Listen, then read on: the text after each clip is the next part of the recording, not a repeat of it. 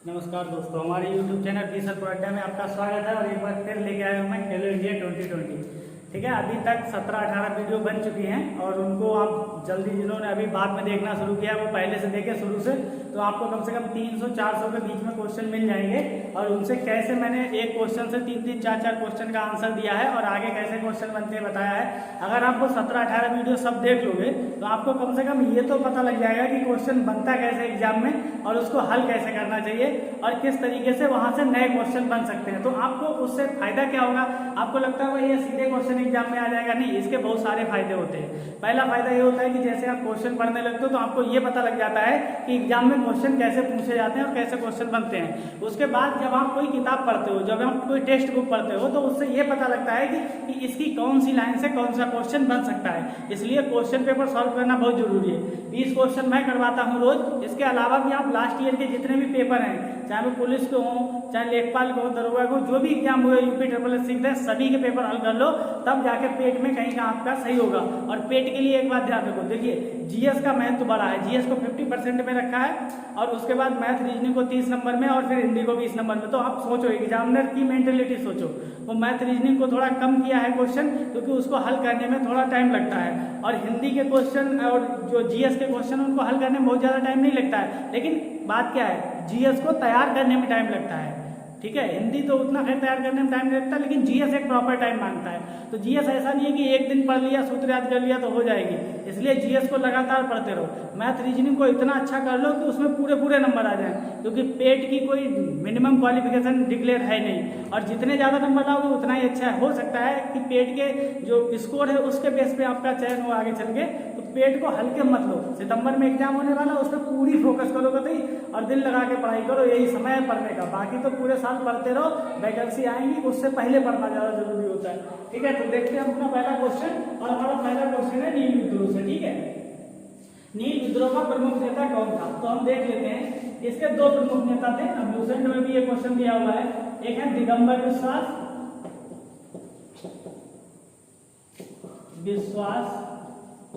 और दूसरे थे विष्णु विश्वास। ये दोनों नेता थे। नील विद्रोह कहाँ हुआ था? पश्चिम बंगाल क्षेत्र में। अभी मान लो जो बांग्लादेश था जो पहले, अभी वो हमारा पश्चिम बंगाल क्षेत्र था, वहां पश्चिम बंगाल क्षेत्र में हुआ था ये नील विद्रोह। क्यों हुआ था? क्योंकि नील में मजदूरी करने वाले लोग थे, जो नील के बागानों में मजदूरी करते थे, उनका शोषण होता था, इसलिए हुआ था। एक क्वेश्चन यहाँ से और बनता है कि 1857 की क्रांति के बाद 1857 की क्रांति के बाद सबसे पहला विद्रोह कौन सा हुआ? तो 1857 की क्रांति के बाद सबसे पहला विद्रोह नील विद्रोह ही हुआ। ठीक है, जो 1859-1860 में हुआ, मतलब 1-2 साल बाद। तो इसको भी ध्यान रखें, यहाँ से क्वेश्चन बनते हैं। क्षेत्र पूछ सकता है। देखिए जितने भी विद्रोह उनमें 3 चीज याद रखो। डेट भले ना याद रहे, ठीक है, डेट बहुत ज्यादा मायने नहीं रखती है, लेकिन किस क्षेत्र में हुआ और किस लिए हुआ और उसके प्रमुख नेता कौन थे, ये 3 चीजें याद रखोगे तो जबरदस्त फिर आपका क्वेश्चन होगा विद्रोह से। अगला है उलगुन विद्रोह। ठीक है, ये एक विद्रोह था। के प्रमुख नेता कौन थे? तो इसके प्रमुख नेता थे बिरसा मुंडा। ठीक है, बिरसा मुंडा। इसी उलगुन विद्रोह को मुंडा विद्रोह भी कहा जाता है। और ये किस क्षेत्र में हुआ? छोटा नागपुर पठार क्षेत्र में हुआ। और इसके प्रमुख नेता कौन थे? बिरसा मुंडा। और बिरसा मुंडा को ही धरती आबा कहा जाता है। ये क्वेश्चन भी पूछा जा चुका है एग्जाम में। धरती आबा, आबा का मतलब होता है यहाँ पे बाप। ठीक है, धरती के पिता या धरती के बाप कहा जाता है। और इसी उलगुन विद्रोह का हिंदी में अर्थ है महान हलचल। क्या अर्थ है इसका? महान हलचल। तो यहाँ से 3-4 क्वेश्चन बन सकते हैं। और इसका क्षेत्र भी याद रखिएगा, कौन सा क्षेत्र था? जो अभी छोटा नागपुर का पठार है, जहाँ पर संथाल विद्रोह हुआ था। ठीक है, तो ये भी याद रखो। जहाँ पे कोल विद्रोह, ऐसे करके ये कहाँ हुए ये याद रखना है। एक बार मैं भारत के मैप में सब बता दूंगा तो आपको याद रहेगा। अगला है भारत में अंग्रेजों ने प्रथम मदरसा कहाँ स्थापित हुआ था? ठीक है, मदरसा कहाँ, स्थान पूछा है, कहाँ स्थापित किया गया था? तो ये हुआ था कलकत्ता में। कलकत्ता। आपको कमेंट करके ये बताना है कि कलकत्ता की स्थापना किसने की और किन 3 गांव को मिला के कलकत्ता बनाया गया। ठीक है, कलकत्ता की स्थापना किसने की? अब देखो मदरसा से क्वेश्चन और यहाँ से बन सकता है कि इसके जो प्रथम शिक्षक थे वो कौन थे? तो इसके प्रथम शिक्षक मुल्ला मुजिदुद्दीन थे। कौन थे? मुल्ला मुजिदुद्दीन। ठीक है, तो ये पूछा जा सकता है। और एक इसके समय में प्रथम मदरसे की स्थापना हुई तो कौन था उस समय गवर्नर जनरल? Warren Hasting. ठीक है, तो ये भी याद रखो। तो यहाँ से 2-3 क्वेश्चन बन सकते हैं। अगला क्वेश्चन, किसके शासनकाल में भारत में शिक्षा अंग्रेजी शिक्षा लागू हुई? ठीक है, किसके शासनकाल में? तो ये कोई गवर्नर जनरल का शासनकाल पूछा जा रहा है। तो विलियम बेंटिंग, विलियम बेंटिंग के समय अंग्रेजी शिक्षा लागू हुई। देखो विलियम बेंटिंग से बहुत सारे क्वेश्चन आने वाले हैं एग्जाम में।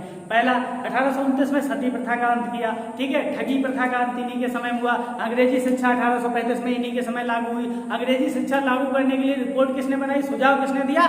तो वो दिया था मैकाले ने। ठीक है, तो यहाँ से काफी क्वेश्चन बनते हैं। ठीक है, और विलियम बेंटिंग का नाम आप याद रखो, इनके सुझावों से काफी क्वेश्चन बनते हैं। अगर 3 गवर्नर जनरल महत्वपूर्ण अगर आपको पढ़ने हैं, केवल 3 ही पढ़ने हैं, तो उनमें पढ़ लीजिए रिपन को पढ़ लीजिए, और लॉर्ड कर्जन को पढ़ लीजिए, और लॉर्ड डलहौजी को पढ़ लीजिए, और विलियम बेंटिंग को पढ़ लीजिए। यहाँ से 1-2 क्वेश्चन बनता ही बनता है हर एग्जाम में। तो आप ये भी देखें कि टॉपिक कौन सा महत्वपूर्ण है और कौन सा क्वेश्चन बनता है। अगला क्वेश्चन, सोम प्रकाश नामक समाचार पत्र किसने प्रकाशित किया था? देखिए हमारे देश की आजादी में समाचार पत्रों का बहुत बड़ा योगदान था और आज भी है। कोई बात जनता तक पहुंचाने के लिए समाचार पत्रों का प्रयोग किया जाता है। तो सोम प्रकाश नामक समाचार पत्र किसने प्रकाशित किया था? तो ये थे ईश्वर चंद विद्यासागर। किसने प्रकाशित किया था? ईश्वर चंद विद्यासागर। नाम सुना होगा आपने। हाँ, इन्होंने महिलाओं की शिक्षा या लड़कियों की शिक्षा के बारे में बहुत अच्छा काम किया। तो और इनके ही द्वारा 1856 का विधवा पुनर्विवाह अधिनियम वो भी लाया गया था लॉर्ड कैनिंग के समय में। तो ये एक पॉइंट वो भी याद रखें। और इनकी जो था सोम प्रकाश, कौन सा अखबार था? सोम प्रकाश। ठीक है, अगला, भारतीय राष्ट्रीय कांग्रेस का पहला मुस्लिम अध्यक्ष कौन था? कांग्रेस की स्थापना से संबंधित लेके प्रथम अध्यक्ष, प्रथम महिला अध्यक्ष, प्रथम भारतीय महिला अध्यक्ष, बहुत सारे क्वेश्चन पूछे जाते हैं। वो कौन सा अधिवेशन था जिसकी अध्यक्षता एकमात्र गांधी जी ने की थी? तो मतलब ऐसे बहुत से क्वेश्चन पूछे जाते हैं। तो पहला क्वेश्चन हम क्या लेते हैं कि भारतीय राष्ट्रीय कांग्रेस का पहला मुस्लिम अध्यक्ष कौन था? तो पहला मुस्लिम अध्यक्ष था बदरुद्दीन तैयब। बदरुद्दीन तैयब। ठीक है, ये पहले मुस्लिम अध्यक्ष थे। ठीक है, अब पहली महिला अध्यक्ष भी पूछा जा सकता है। तो पहली महिला अध्यक्ष 1917 में एनी बेसेंट बनी थी। ठीक है, और पहली भारतीय महिला अध्यक्ष भी पूछा जा सकता है। तो पहली भारतीय महिला अध्यक्ष सरोजनी नायडू थी जो 1925 में बनी थी। और इससे पहले ये भी पूछा जाता है वो एकमात्र अधिवेशन कौन सा है जिसकी अध्यक्षता गांधी जी ने की थी? तो 1924 के बेलगांव के अधिवेशन की अध्यक्षता किसने की थी? गांधी जी। और वो एकमात्र गांव में हुआ अधिवेशन भी था। तो ऐसे बहुत सारे क्वेश्चन यहाँ से पूछे जाते हैं। पहले कौन थे? सबसे पहले अध्यक्ष कौन थे? WC बनर्जी। तो ऐसे बहुत सारे क्वेश्चन पूछे जाएंगे, तो आपको याद रखना है कांग्रेस की स्थापना से। ठीक है, स्वराज मेरा जन्मसिद्ध अधिकार है, इसे मैं लेकर रहूंगा। ये नारा समझ लो या कथन समझ लो, किसने कहा था? ये क्वेश्चन पूछा जाता है। तो स्वराज मेरा जन्मसिद्ध अधिकार है, ये नारा किसने दिया? बाल गंगाधर तिलक ने। बाल गंगाधर तिलक। इन्हें केवल तिलक करके भी क्वेश्चन आ सकता है, ऑप्शन में केवल तिलक भी दिया हो सकता है। और ये किस पंथ के थे? ये गरम दल के थे। ठीक है, ये गरम दल के नेता थे। और जब सूरत विभाजन हुआ था तो इनको ये एक पार्टी का नेतृत्व कर रहे थे विभाजन की, तो इसीलिए सूरत विभाजन हुआ। और सूरत विभाजन से मैं क्वेश्चन पूछ चुका हूँ। और इन्होंने ही, बाल गंगाधर तिलक ने ही महाराष्ट्र में शिवाजी महोत्सव और गणेश महोत्सव शुरू किए थे। इन्होंने ही मराठा और केसरी नामक पत्र निकाले थे। तो इनसे संबंधित और पहले व्यक्ति थे जो समाचार पत्रों के लिए विरोध करने में, मानहानि का विरोध करने के लिए ये जेल गए थे। तो ये बात याद रखनी है। और बाल गंगाधर तिलक से ठीक ठाक मात्रा में क्वेश्चन पूछे जाते हैं। और रहने वाले कहाँ के थे? महाराष्ट्र के। ठीक है, अगला क्वेश्चन, केशव बलिराम हेडगेवार, केशव बलिराम हेडगेवार ने किस वर्ष राष्ट्रीय स्वयंसेवक संघ की स्थापना की थी? तो ये की थी 1925 में। ठीक है, 1925 में स्वयंसेवक संघ की स्थापना हुई थी। तो स्थापना इनकी पूछी जा सकती है। अगर हिंदुस्तान रिपब्लिकन एसोसिएशन की स्थापना कब हुई थी? देखिए इस पार्टी का नाम खूब सुना होगा आपने, हिंदुस्तान रिपब्लिकन एसोसिएशन। क्यों सुना होगा? क्योंकि इस पार्टी का सबसे महत्वपूर्ण जो कार्य था वो 9 अगस्त 1925 को काकोरी पे जो ट्रेन को लूटना था। ठीक है, लखनऊ और सहारनपुर पैसेंजर को लूटा था। तो वो उसके बाद इसका काफी नाम है। और इसकी जो स्थापना हुई थी वो हुई थी 1924 1924 में। और कहाँ हुई थी दोस्तों? 1924 में इसकी स्थापना हुई थी कानपुर में, ठीक है। और कानपुर में जब स्थापना हुई थी तो इसके प्रमुख नेता कौन थे? सचिंद्र सन्याल थे, चंद्रशेखर आजाद थे, राम प्रसाद बिस्मिल थे, जोगेंद्र प्रसाद थे, ठीक है, ये इसके प्रमुख नेता थे। उसके बाद इसके 4 साल बाद 1924 के 4 साल बाद 1928 में इसका नाम बदल के क्या कर दिया गया? हिंदुस्तान रिपब्लिकन की जगह पे Hindustan socialist Republican association, socialist मतलब समाजवादी और कर दिया गया। तो यहाँ पे नाम क्या हो जाएगा? Hindustan socialist Republican association. और उसकी स्थापना कौन हुई थी?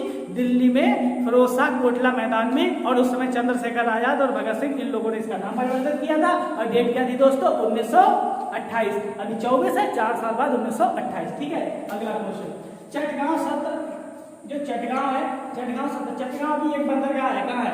अभी जो जो बांग्लादेश है वहाँ है चटगांव बंदरगाह। वही चटगांव क्षेत्र में एक 70 छापेमारी हुई थी।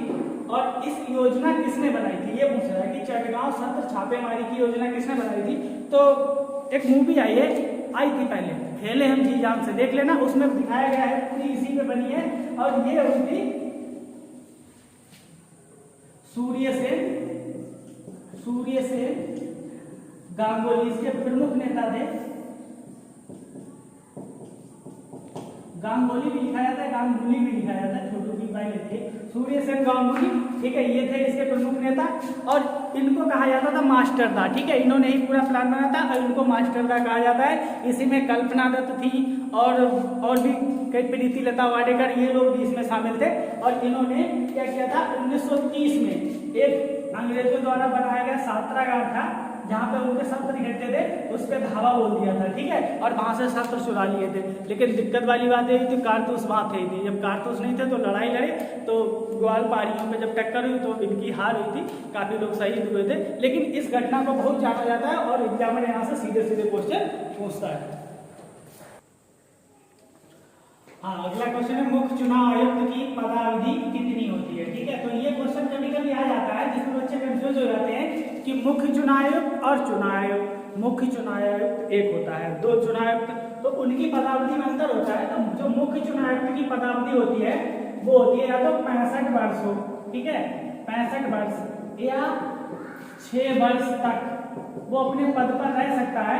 इसमें जो पहले होगा, यदि 65 वर्ष आयु पहले हो जाएगी तो रिटायर हो जाएगा, या 6 साल पहले हो जाएगी तब रिटायर हो जाएगा, इतना ही काम कर सकते हैं। लेकिन अगर यहाँ पे चुनाव आयुक्त होता तो 65 की जगह कितना हो जाएगा? 62 वर्ष, ठीक है, याद रखिएगा ये अंतर।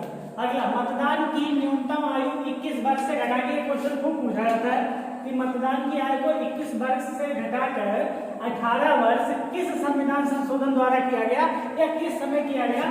तो ये है 61, ठीक है, 61वें संविधान संशोधन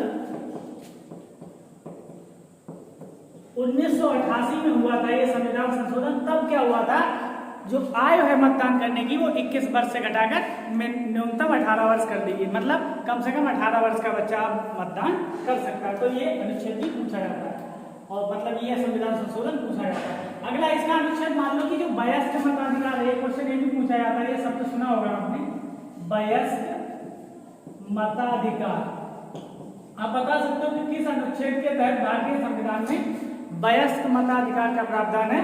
तो वो है 326, ठीक है, यहाँ से भी क्वेश्चन डायरेक्ट आता है। और चुनाव आयोग का, ये चुनाव आयुक्त है, तो चुनाव आयोग का भी जो आपको अनुच्छेद याद रखना है वो है 324, इसमें चुनाव आयोग का गठन है। देखिए, एक साथ अनुच्छेद याद करोगे नहीं याद होगी, एक एक 2 करके याद करो, बाद में सबको एक पेज पे लिख लो और उसके बाद याद कर लो। और आज मैंने अपने टेलीग्राम ग्रुप पे 1 से लेकर 50 तक अनुच्छेद की पूरी सूची दी है बना के, तो उसको आप वहां से डाउनलोड कर सकते हो, देख सकते हो।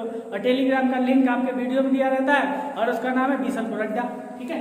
अगला, ग्राम पंचायतों में महिलाओं को कम से कम कितना आरक्षण देना अनिवार्य? देखिए यहाँ पे शब्द याद रखिए, कम से कम, ठीक है। वैसे तो 50% भी दे रखा है कई राज्यों ने, जैसे उत्तराखंड है, गुजरात है, तो 50% भी दे रखा है। लेकिन कम से कम आपको 33% आरक्षण की व्यवस्था है कि प्रत्येक विधानमंडल को महिलाओं के लिए ग्राम पंचायतों में 33% या 1/3% का आरक्षण देना पड़ेगा, ठीक है। यहाँ से क्वेश्चन आता है। अगला, कृषि एवं पशुपालन के गठन, कृषि एवं पशुपालन के गठन का प्रावधान किस अनुच्छेद में है? तो ये है अनुच्छेद 48 दोस्तों, अनुच्छेद 48 अनुच्छेद 44, अनुच्छेद 41, 42, अनुच्छेद 45, 46, ये सब DPSP वाले अनुच्छेद हैं राज्य के नीति निर्देशक तत्वों के, और ये काफी इंपॉर्टेंट है। तो अनुच्छेद 48 में ये प्रावधान है कि राज्य कृषि एवं पशुपालन के गठन के लिए अच्छे अच्छे काम करेगा। अगला, समान कार्य के लिए समान वेतन। समान कार्य के लिए समान वेतन का प्रावधान किस अनुच्छेद में है? तो ये अनुच्छेद पूछा गया, ये भी 39D में है। 39D का मतलब ये भी DPSP मतलब राज्य के निर्देशक तत्वों में। यहाँ पे समान कार्य के लिए समान वेतन किसको दिया जाएगा? समान कार्य के लिए समान, जैसे महिलाओं और पुरुषों का वेतन एक समान कार्य के लिए एक समान होना चाहिए, ठीक है, क्योंकि अंतर पाया जाता है तो उसको खत्म करने का प्रयास करेगा राज्य। अगला है, यहाँ से ज्योग्राफिक क्वेश्चन शुरू हो जाते हैं। अष्टामुडी झील किस राज्य में है? आपको दो झीलें तो याद ही रखनी है, वेम्बनाड और अष्टामुडी, ठीक है। तो वेम्बनाड झील और अष्टामुडी झील कहाँ है? केरल में, ठीक है। अगर आप ऐसे करके यहाँ पे नक्शा बनाओगे छोटा सा, तो यहाँ पे केरल पड़ेगा, यहाँ पे अष्टामुडी और नीचे वेम्बनाड झील, ठीक है। आपको कमेंट करके ये बताना है कि किस झील में नौकायन मतलब प्रतियोगिता होती है, ठीक है, नौका दौड़ाने वाली प्रतियोगिता होती है। अगला, जोग जलप्रपात, ठीक है, किस नदी पर स्थित है? तो जोग जलप्रपात है वो सारावती नदी पर स्थित है, सारावती नदी पर स्थित है, ठीक है, जोग जलप्रपात, ठीक है। तो ये याद रखना है, आपको सीधे सीधे क्वेश्चन होता है कि जोग जलप्रपात को गरसोपा जलप्रपात भी कहते हैं। क्या कहते हैं? गरसोपा जलप्रपात। अगला क्वेश्चन, काठियावाड़ का पठार, काठियावाड़ का पठार किस राज्य में स्थित है? तो इसी डायग्राम में काम चल जाएगा। ये मान लो इतना एरिया आपका गुजरात का पड़ेगा, ये गुजरात है, तो यहाँ पर ये काठियावाड़ का पठार पड़ेगा, और इस काठियावाड़ का पठार पे काली मिट्टी पाई जाती है, लावा निर्मित पठार है। तो बहुत से क्वेश्चन यहाँ बनेंगे, काठियावाड़ का पठार किस मिट्टी से निर्मित है? काली मिट्टी से निर्मित है। किन चट्टानों से निर्मित है? तो लावा चट्टानों से निर्मित है। और किस राज्य में दोस्तों?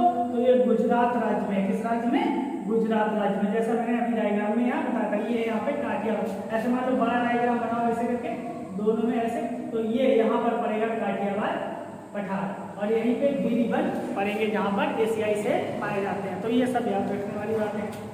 अगला है, गंगा के मैदान में पूर्व से पश्चिम जाने पर वर्षा की मात्रा घटती है या बढ़ती है? तो या तो घटती है या बढ़ती, इनमें से एक बताना है।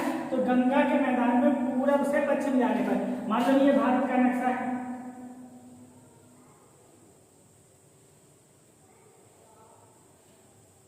अब ये गंगा का मैदान है, यहाँ गंगा बहती है ऐसे, तो मान लो ये गंगा का मैदान है। तो इसमें पूरब से पश्चिम मतलब इधर से इधर जाने पर, पूरब से पश्चिम जाने पर वर्षा घटती है या बढ़ती है? तो दोस्तों यहाँ से मानसून आता है अपने तरफ, तो इधर से इधर जाने पर मतलब पूरब से पश्चिम जाने पर वर्षा घटती है। आपसे घटती है की जगह बढ़ती है वाला भी पूछ सकता है। तो यहाँ क्या होगा? पश्चिम से पूरब, मतलब इधर से इधर जाओगे, इधर से इधर जाओगे तो वर्षा बढ़ेगी, और इधर से इधर आओगे तो वर्षा घटेगी। लेकिन यहाँ पे ये पश्चिमी घाट पे अगर इधर से इधर जाओगे तब वर्षा घटेगी, यहाँ ज्यादा वर्षा होगी, और इधर अंदर जाओगे तो यहीं पे वृष्टि छाया क्षेत्र पड़ेगा, ठीक है। जो तमिलनाडु है वो वृष्टि छाया क्षेत्र में आता है, इसीलिए क्या होता है वहाँ मानसूनी वर्षा नहीं होती है। जब मानसून वापस आता है तो सर्दियों में वर्षा होती है तमिलनाडु में, याद रखने के लिए। अगला क्वेश्चन है, हीराकुंड बांध किस नदी पर अवस्थित है? ठीक है, हीराकुंड बांध, अब बहुत से बांध पूछे जाते हैं, हीराकुंड बांध है, नर्मदा सरोवर है, सरदार सरोवर है, ये बहुत से बांध है, ब्यास सागर है, ये बहुत से बांध पूछे जाते हैं कहाँ पर स्थित है। तो हीराकुंड बांध 3-4 बार पूछा जा चुका है, तो ये महानदी पर स्थित है, ठीक है। तो इसको याद रखो, महानदी, हीराकुंड बांध कहाँ स्थित है? महानदी पर। और इन बांधों को तैयार करने का सबसे अच्छा तरीका क्या है? भारत का मैप लो 50 पैसे वाला, और उस पर हर जगह उस राज्य के हिसाब से बांध को लिख दो और नदी लिख दो। बांध किस नदी पर है और किस राज्य में है एक पूछते हैं, तो ये राज्य कौन सा होगा? उड़ीसा, ठीक है। हीराकुंड बांध किस राज्य में है? उड़ीसा में। और किस नदी पर है? महानदी पर। तो आज के लिए इतना ही, नमस्कार।